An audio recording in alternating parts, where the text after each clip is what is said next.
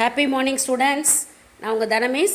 Today subjects வந்து எக்கனாமிக்ஸில் வந்து international economic organisations அதுதான் இப்போ நம்ம பார்த்துக்கிட்டு இருக்கோம் இல்லையா. அதாவது சாப்டர் 8ல் பார்த்துக்கிட்டு இருக்கோம். அதில் வந்து இன்ட்ரோடக்ஷன் பார்த்தோம் இல்லையா. நெக்ஸ்ட்டு பார்த்திங்கன்னா அதனோட இன்டர்நேஷ்னல் மானிட்டரி ஃபண்டு அப்படின்னு பார்த்தோம். ஐஎம்எஃப்போட அப்ஜெக்டிவ்ஸ் பார்த்தோம் இல்லையா. இப்போ வந்து நம்ம பார்க்க போகிறது ஃபங்க்ஷன்ஸ் ஆஃப் ஐஎம்எஃப். அதாவது ஐஎம்எஃப் இன்டர்நேஷ்னல் மானிட்டரி ஃபண்டோடைய ஃபங்க்ஷன்ஸ், அதாவது பணிகள் என்னென்ன அப்படிங்கிறத பார்க்க போகிறோம். அதுக்கு உங்களுக்கு ஒரு சார்ட் மாதிரி கொடுத்துருக்காங்க. அதில் வந்து exchange stability, facilitate international trade, foster sustainable economic growth, balance of payments crisis assistance. இதெல்லாம் வந்து ஃபங்க்ஷன்ஸ், ஐஎம்எஃப்போட ஃபங்க்ஷன்ஸ் இதெல்லாம். ஓகேயா. இதை வந்து நம்ம இப்போ பார்க்க போகிறோம் இந்த கிளாஸில். ஓகேயா. இந்த சார்ட்டில் பார்த்தீங்கன்னா ஃபஸ்ட்டு வந்து எக்ஸ்சேஞ்ச் ஸ்டெபிலிட்டி அப்படின்னு கொடுத்துருக்காங்க. அப்படின்னா என்ன? அந்த பணம் இருக்கு இல்லையா, பணத்தினுடைய அந்த மாற்றுத்தன்மை, அந்த மாற்றக்கூடிய நிலைத்தன்மை. ஸ்டெபிலிட்டினா நிலைத்தன்மை, அதாவது நாணய மாற்று நிலைத்தன்மை அப்படின்னு சொல்லப்படுது. நெக்ஸ்ட்டு பார்த்தீங்கன்னா ஃபெசிலிட்டேட் இன்டர்நேஷ்னல் ட்ரேடு, அதாவது வந்து இன்டர்நேஷ்னல் ட்ரேடு பன்னாட்டு வணிகம் இல்லையா, அதில் வந்து உறுதுணையாக இருக்குது எது? ஐஎம்எஃப். இன்டர்நேஷ்னல் ட்ரேடுக்கு ரொம்ப ஒரு ஹெல்ப்ஃபுல்லாக ஐஎம்எஃப் இருக்கிறது, அது வந்து அதனுடைய பணியாக செயல்படுத்துகிறது அப்படின்னு சொல்லலாம். நெக்ஸ்ட்டு பார்த்திங்கன்னா ஃபாஸ்டர் சஸ்டைனபிள் எக்கனாமிக் க்ரோத், அதாவது எக்கனாமிக் க்ரோத் அதாவது பொருளாதார வளர்ச்சி இல்லையா. அதனுடைய அந்த பொருளாதார வளர்ச்சியை வந்து உறுதி செய்யக்கூடியது, அதாவது நீடித்த, அதாவது நல்ல நீண்ட ஒரு எக்கனாமிக்கல் க்ரோத்தை உறுதி செய்யக்கூடியதாக எது இருக்கிறது? ஐஎம்எஃப் இருக்கிறது அப்படின்னு சொல்லப்படுகிறது. ஓகேயா. அடுத்து பார்த்திங்கன்னா balance of payments crisis assistance, அதாவது வந்து பேலன்ஸ் ஆஃப் பேமெண்ட்ஸ்னால் உங்களுக்கு என்னென்னு தெரியும்? அயல் நாட்டு செலுத்து நிலை இல்லையா. நம்ம நாட்டுக்கும் அடுத்த நாட்டுக்கு பணத்தினுடைய அந்த செலுத்து நிலையுடையது, அந்த மாதிரி இருக்கிற அதனுடைய ஏற்ற இறக்கம்லாம் இருக்கு இல்லையா. அப்போ நம்ம கரன்சி வள்ளி கம்மியாக இருக்குது, அமெரிக்க கரன்சி வள்ளி அதிகமாக இருக்கு இல்லையா. அது மாதிரி இருக்கிற அந்த சிக்கல்கள் இருக்கு இல்லையா, அதற்கு தீர்வு காண்பது எது? இந்த ஐஎம்எஃப் தான். ஓகேயா. இதெல்லாம் வந்து ஐஎம்எஃப்போடைய முக்கியமான பணிகள் அப்படின்னு சொல்லப்படுகிறது. இதோட கண்டினியூஸை நம்ம இப்போ இதில் பார்ப்போம். ஃபஸ்ட்டு ஃபங்க்ஷன்ஸ் ஹெட்டிங் பார்த்தீங்கன்னா பிரிங்கிங் ஸ்டெபிலிட்டி இன் எக்ஸ்சேஞ்ச் ரேட். ஓகேயா. ஸ்டெபிலிட்டி இன் எக்ஸ்சேஞ்ச் ரேட், அதாவது இந்த இப்போ சொன்னேன் இல்லையா, பண மாற்று வீதம் இருக்கு இல்லையா, அதில் வந்து ஸ்டெபிலிட்டி நிலைத்தன்மையை கொண்டு வருதல், அது வந்து ரொம்ப ரொம்ப முக்கியமான ஒரு ஃபங்க்ஷன்ஸ் ஐஎம்எஃப்போடது. ஓகேயா.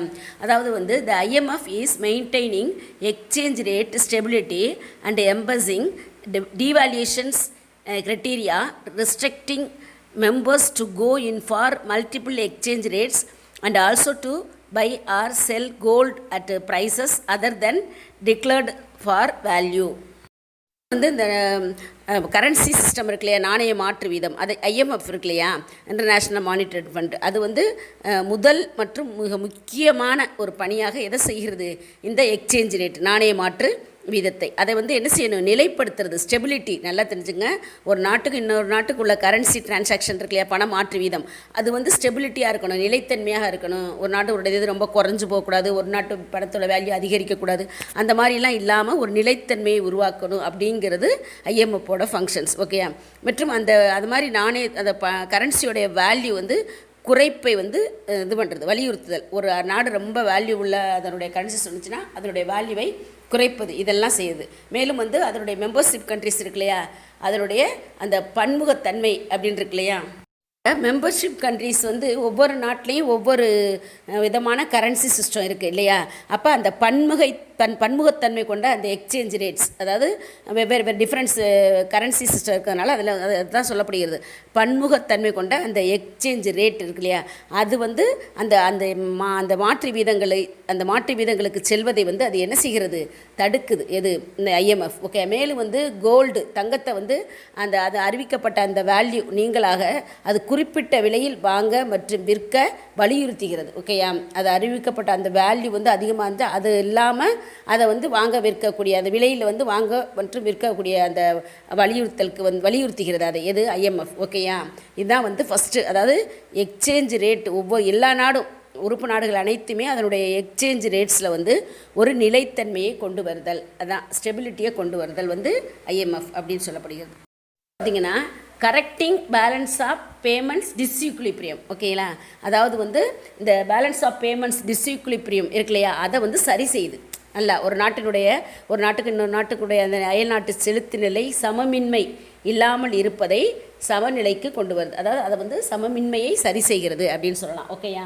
The IMF is helping the member countries in eliminating or minimizing the short period disequilibrium in their balance of payments, either by selling or lending foreign currencies to the member nations. அதாவது இந்த member countries இருக்கு இல்லையா, இந்த member கண்ட்ரிஸுக்குள்ள இந்த balance of payments இருக்கு இல்லையா, அந்நிய நாட்டு செலாவணி, அதனுடைய விற்பனை செய்தல் மற்றும் அதனுடைய கடனாக வழங்குதல், அந்த கடன் வழங்குவதன் மூலம் வந்து அவற்றினுடைய அந்த பேலன்ஸ் ஆஃப் பேமெண்ட்ஸ் வந்து என்ன ஏற்படுகிறது, சமமின்மை, அதாவது டிஸ்யூக்லியம் ஏறுகிறது. அந்த டிஸ்யூக்லியம் வந்து ஒரு ஷார்ட் பீரியடாக தான் இருக்கு இல்லையா, அந்த ஷார்ட் பீரியடில் நீங்குவதற்கு நல்லா தெரிஞ்சுங்க. அந்த மாதிரி ஏற்படுகின்ற அந்த டிஸ்யூக்லிபியத்தை குறுகிய காலத்தில், அதாவது ஷார்ட் பீரியடில் நீக்குவதற்கு அல்லது குறைப்பதற்கு இந்த IMF உதவுகிறது அப்படின்னு சொல்லப்படுகிறது. பெரிய அளவில், அதாவது ஒரு நாட்டுக்கு இன்னொரு நாட்டுக்கு இடையில் அந்த பேலன்ஸ் ஆஃப் பேமெண்ட்ஸோடைய டிஸ்யூக்லிபிரியம் ஸ்டேஜஸை வந்து சீக்கிரம் வரும் ஏற்படாமல் இருக்காது. ஏற்பட்டால் அதை ஷார்ட் பீரியடில் சரி செய்யக்கூடிய பணியை எது செய்கிறது, இந்த IMF செய்கிறது. ஓகேயா? இன்டர்நேஷ்னல் மானிட்டரி ஃபண்டு செய்கிறது அப்படின்னு சொல்லப்படுகிறது. ஓகேயா? பார்த்திங்கன்னா டிட்டர்மைனிங் பார் வேல்யூஸ், அதாவது டிட்டர்மைனிங் பார் வேல்யூஸ்னால் அந்த மதிப்பு, இணை மதிப்பு. ஓகேயா? அந்த இணை மதிப்பை ஒரு நாட்டுக்கு இன்னொரு நாட்டுக்கு ஏற்படுகின்ற அந்த மதிப்பு இருக்கு இல்லையா, அந்த இணை மதிப்பை உறுதி செய்தல். ஓகேயா? அதுதான் டிட்டர்மைனிங் அப்படின்னா உறுதி செய்தல். அது எதை செய்கிறது, அது IMF செய்கிறது. ஓகேயா? அதாவது வந்து IMF enforce the system of determination of par values of the currencies of the member countries. According to the articles of agreement of the IMF, every member nation should declare the bar value of its currency in terms of gold or US dollars. Under these articles, IMF ensures smooth working of the international monetary system in favor of some developed countries. இந்த membership countries இருக்கு இல்லையா, அந்த கண்ட்ரீஸினுடைய currencies, ஓகேயா, நாணயங்கள், அதனுடைய value வந்து அந்த value முறையை வந்து அது என்ன செய்கிறது, உறுதி செய்வதற்கு இந்த IMF இன்டர்நேஷ்னல் மானிட்டரி ஃபண்ட் வந்து வலியுறுத்துகிறது அப்படின்னு சொல்கிறாங்க.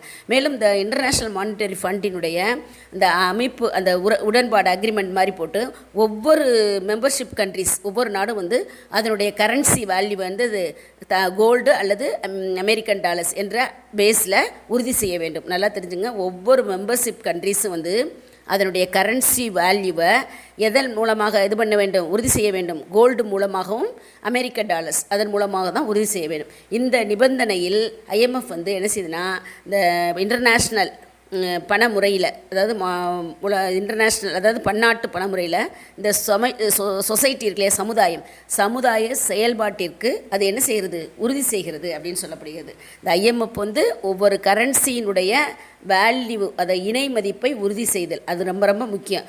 மெம்பர்ஷிப் கண்ட்ரிஸ் வந்து அந்த கரன்சியை வந்து எதன் மூலமாக ஃபிக்ஸ் பண்ணுது, கோல்டு மூலமாகவும் அமெரிக்க டாலர் மூலமாக தான் அது உறுதி செய்ய வேண்டும் அப்படின்னு IMF சொல்கிறது. ஓகே, எல்லா நாடுகளும் அப்போ ஒரே மாதிரி தானே இருக்கும். ஏதோ ஒவ்வொரு கண்ட்ரியும் ஒவ்வொரு வேல்யூ வச்சு இது பண்ணக்கூடாது.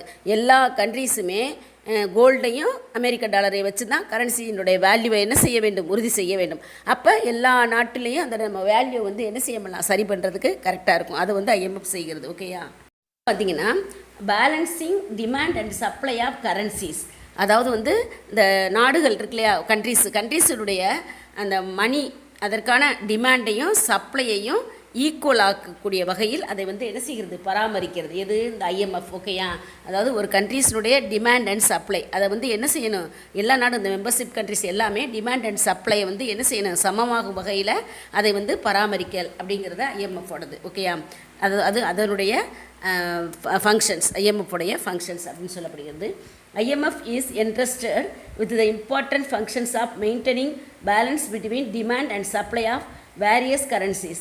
The fund can declare a currency as a scarce currency which is in great demand and can increase its supply by borrowing it from the country concerned or by purchasing the same currency in exchange of gold.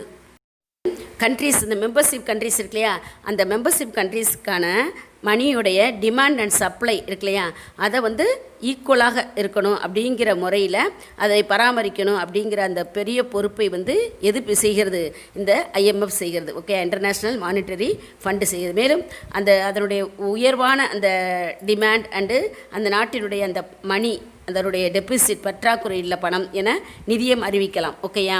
அதாவது எந்த நாட்டில் உயர்வான தேவையுள்ள எந்த நாட்டு பணத்தையும் பற்றாக்குறையுள்ள பணம் என்று நிதியம் அந்த IMF அறிவிக்கலாம். ஆனால் அந்த கண்ட்ரீஸ்லேருந்து அவர்களுடைய அந்த பணம் இருக்கு இல்லையா, அந்த பணத்தினுடைய கடன் வாங்கியோ அல்லது கோல்டோ கொடுத்து அந்த பணத்தை என்ன செய்கிறது, அந்த பர்ச்சேசிங் செய்தோ அந்த டெபிசிட்டை அறிவிக்கப்பட்ட அந்த மணி உடைய சப்ளை அதை இந்த IMF உயர்த்தும் அப்படின்னு சொல்லப்படுகிறது. எந்த ஒரு நாடு ரொம்ப ஒரு டெபிசிட்டான பற்றாக்குறை இருக்கோ அந்த நாட்டுக்கு அந்த கடன் கொடுத்து அதை சரி பண்ணி அதனுடைய அந்த ஸ்டேஜஸை உயர்த்தக்கூடிய ஒரு செயலை எது செய்கிறது, இந்த இன்டர்நேஷ்னல் மானிட்டரி ஃபண்டு செய்து. அதான் ஒரு நாடுகளினுடைய அந்த டிமாண்ட் அண்ட் சப்ளையை ஈக்குவலாக்கி அது ஈக்குவலாக்கு சமமாகும் ஒரு நிலையில் அதை பராமரிக்கக்கூடிய மிக உன்னதமான வேலை இதை செய்கிறது எது, IMF அப்படின்னு சொல்லப்படுகிறது. ஓகேயா?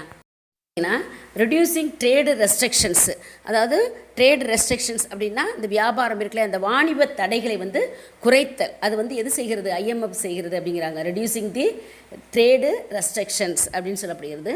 த fund also AIIMS at reducing tariffs and other trade barrier imposed by the member countries with the purpose of removing restrictions on remittance of fund or to avoid discriminating practices. அதாவது அந்த business ஒரு நாட்டுக்கு இடையே நடைபெறுகின்ற அந்த trade, ஓகேயா, அதை பற்றி இதில் அந்த ட்ரேடினுடைய ஏற்படுகின்ற அந்த அப்டக்கிள்ஸ், அதாவது ரெஸ்ட்ரிக்ஷன்ஸ், தடைகள், இதெல்லாம் என்ன செய்கிறது, குறைக்கிறது IMF. ஓகேயா? என்ன செய்யுதுன்னா அந்த மெம்பர்ஷிப் கண்ட்ரிஸ் இருக்கு இல்லையா, அதுக்கு விதிக்கப்படுகின்ற அந்த கஸ்டம்ஸ் டியூட்டி மற்றும் பிற ட்ரேடு ரெஸ்ட்ரிக்ஷன்ஸ், தடைகள், அதாவது வணிப தடைகள் இருக்கு இல்லையா, அதெல்லாம் குறைப்பதன் மூலமாகவும், மேலும் இந்த மணி அனுப்புதல், அதை குறித்த மணி அனுப்புவது குறித்த அதனால் ஏற்படுகின்ற அந்த ரெஸ்ட்ரிக்ஷனை நிறுத்துதல், அல்லது அது நாடுகளுக்குள்ளே ஏற்படுகின்ற அந்த பேத நடவடிக்கைகள், அதாவது வித்தியாசமான ஒரு செயல்பாடுகள் ஒரு நாடுகளுக்கு இடையில் நடந்தால் அதையெல்லாம் தவிர்த்து இதெல்லாமே போக்கி அதை அவங்களுக்குள்ள ஒரு சுமூகமான முறையில் ட்ரேடு நடத்த வேண்டும் அப்படிங்கிறதான் இதனுடைய முக்கியமான நோக்கமாக சொல்லப்படுகிறது. ஓகேயா? அதாவது ட்ரேடு ரெஸ்ட்ரிக்ஷன்ஸ், அதான் வாணிப தடைகளை ரெடியூசிங், குறைத்தல் அப்படின்னு சொல்லப்படுகிறது. ஓகேயா? அப்படின்னா ப்ரொவைடிங் கிரெடிட் ஃபெசிலிட்டிஸ், கட்டாயம் IMF என்ன கொடுக்குதுன்னா கடன் வசதிகளை வழங்குகிறது. ஓகேயா? என்னென்ன கடன் வசதிகள் வழங்குதுன்னு பார்ப்போம். IMF is providing different borrowing and credit facilitate with the objectives of helping the members countries. These credit facilities offered by it include basic credit facility, extended funds facility for a period of 3 years, compensatory financing facility and structural adjustment facility. Credit facilities, கடன் வசதிகளை IMF கொடுக்குது எல்லா நாட்டுக்குமே, membership countries எல்லாத்துக்குமே, அதனுடைய membership country எல்லாத்துக்குமே உதவுவதை ஒரு முக்கிய நோக்கமாக கொண்டு IMF பல்வேறு வகையான அந்த கிரெடிட் ஃபெசிலிட்டிஸை ஏற்படுத்தியுள்ளது. ஓகேயா?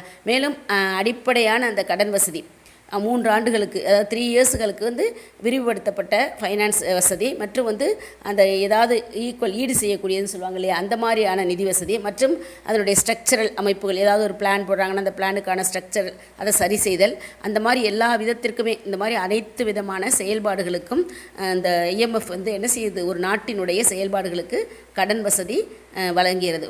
ஓகே? அது என்னென்ன மாதிரின்னா பார்த்தீங்கன்னா, the functional of the IMF are grouped under 3 heads, 3 முறையில் அந்த சிஸ்டத்தில் கடன் வழங்குகிறது அப்படின்னு சொல்கிறாங்க. ஒன்று financial assistant to correct short and medium term deficit in balance of payments, அதாவது அந்த நிதி சார்ந்த பணிகள் மற்றும் அந்த நாடுகளினுடைய குறுகிய மற்றும் அந்த நடுத்தரமான இந்த அயல்நாட்டு பேலன்ஸ் ஆஃப் பேமெண்ட்ஸு, அதனுடைய டெபிசிட்டு, அதெல்லாம் சரி செய்வதற்கு நிதி வழங்கி உதவி செய்கிறது. ஓகே? நெக்ஸ்ட்டு பார்த்திங்கன்னா regulatory code of conduct and, அதாவது ரெகுலேட்டர் ஒழுங்கற்ற பணிகள், அதாவது மெம்பர்ஷிப் கண்ட்ரீஸ்களுக்குள்ள கடைபிடிக்க வேண்டிய அந்த நடத்தை விதிகளை செயல்படுத்துதல், அதுக்காக செய்கிறது. நெக்ஸ்ட் பார்த்திங்கன்னா கன்சல்டேட்டிவ், அதாவது கவுன்சிலிங் அண்டு டெக்னிக்கல் கன்சல்டன்சி, அதாவது ஆலோசனை பணிகள் அதை செய்யுது. ஓகேயா? மற்றும் அந்த டெக்னாலஜிக்கான ஆலோசனைகளை எல்லாம் IMF வழங்குகிறது அப்படின்னு சொல்லப்படுகிறது. ஓகேயா? இது எல்லாமே இந்த 3 டைப்ஸில் தான் என்ன செய்யுது, 3 ஹெட்ஸில் தான் அது ஃபைனான்ஸ் ஃபெசிலிட்டிஸ் வழங்குகிறது. ஓகே? கடன் வசதிகள், கிரெடிட் கிரியேஷன்ஸ் வழங்குகிறது அப்படின்னு சொல்லப்படுகிறது. Thank you students. இதனுடைய கண்டினியூஸாக நம்ம நெக்ஸ்ட் கிளாஸில் பார்ப்போம். ஓகே? தேங்க்யூ.